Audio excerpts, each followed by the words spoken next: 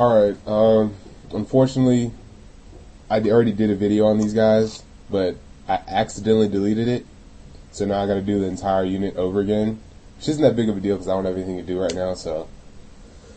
Yeah, Kroot, I like Kroot, they're not that bad of a unit. Shoot, they have a really, their gun's pretty good. Strength 4, AP 6. They're really cheap, like 7 points. I never bring a Shaper, basically because Shaper costs a lot, and it adds more points, to a. They're supposed to be fairly cheap, and Kroot Shaper's like 21 points. If you field like 10 of these guys, you're gonna have to give them a 6+ save because there's no other reason that you would bring a Shaper than to give you guys a 6+ save. So, yeah, these guys, 80% of the time I'll bring them. Just because they're a cheap troop choice. They get a 3+ save in the woods because of fieldcraft. They can move their full movement through the woods. I don't infiltrate them. I'll normally outflank them because it gets them back there faster. And I love games wherever I've got forest like right next to the edge of the board, and I'll just infiltrate these guys and start shooting out shots. They've got 24-inch range, 12-inch if they move because they're rapid fire. They're not that bad in combat. They get 3 attacks on the charge, initiative 3, strength 4, weapon skill 4, toughness 3. They only have 1 wound, which is expected from a normal infantry choice. What else about these guys? Well, yeah, I basically consider them as orcs with better ballistic skill and, less toughness and better initiative, so.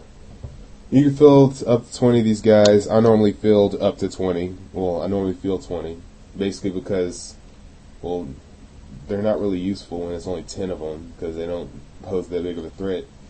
I like, some people, they say, oh, well, if you field 20, they're really hard to maintain. They're not that hard to maintain. You just gotta know how to play them good. For a beginner player, yeah, I probably wouldn't field 20. But, 15 maybe for a beginner. I know 12 comes into battle force, so yeah. Wait, no, does 12 come into battle force? It doesn't really matter. I think it's 10, but yeah. So pretty good melee unit. The Kroot Hounds. I don't have a Kroot Hound model for you because I don't know. I don't like the models that are out now. I hope in the new codex they come out with like a bunch of new plastic models. I don't like metal models in general. The Kroot Hounds are really good, actually. But I would only suggest you bring Kroot Hounds if you're designating your Kroot just to be assault type unit. So I wouldn't bring it in a shooting type Kroot unit. Krootox, don't bring them at all. That's 35 points. It's not worth it. There's plenty of other, if you want a good gun, there's plenty of other good, really good guns in the Tau Codex other than the Krootox.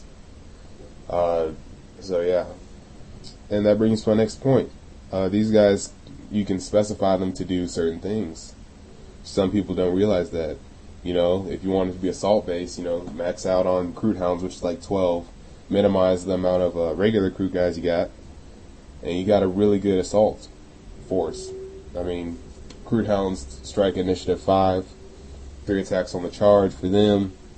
After that round's done, you get like Marines, everybody else is initiative 4. Then you get another set of attacks from the regular Kroot, which is 3 attacks on the charge, strength 4. That's really good. If you just want them to be shooty, I like my guys to be shooty personally, so I bring 20.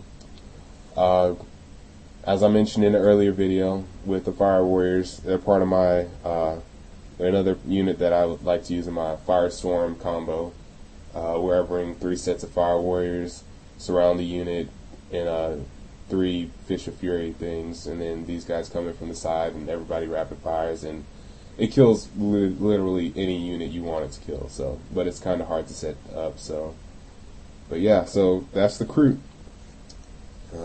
In my next vid, I'm probably going to talk about elite choices.